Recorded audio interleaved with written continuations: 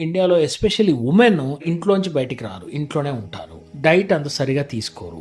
Husband పిల్లలకి పెట్టి మిగిలింది వాళ్ళు తింటారు. ఫిజికల్ వర్క్ చేయరు. ఇంట్లో పనే సరిపోతుంది అనుకుంటారు, కానీ అది సరిపోదు. వాళ్ళ బోన్ హెల్త్ డిటోరేట్ అయిపోతుంది, ఈజీగా ఫ్రాక్చర్స్ అవుతాయి. మన బోన్ హెల్త్ ని బాగా బిల్డప్ చేయొచ్చు.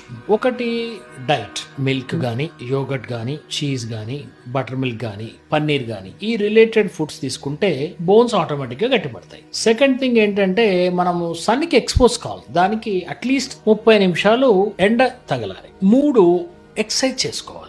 వాకింగ్ చేయాలి, చిన్న వెయిట్స్ తో చేయాలి, అన్ని జాయింట్లని కదిలించాలి. Yoga is the best. ఇక 4వది ఏమిటి, మన వయసు పెరిగే కొద్దీ మనం తీసుకునే డైరీ ప్రోడక్ట్స్ సరిపో. దానికి ఏం చేయాలి, మనం కాల్షియం సప్లిమెంట్స్ తీసుకోమని చెప్తాం. 5 వెరీ వెరీ ఇంపార్టెంట్. బరువు, అధిక బరువు కూడా మంచిది కాదు, తక్కువ బరువు ఉన్నా కూడా మంచిది కాదు. తర్వాత ఇంకోటి ఏంటి, 6th one, every year health checkups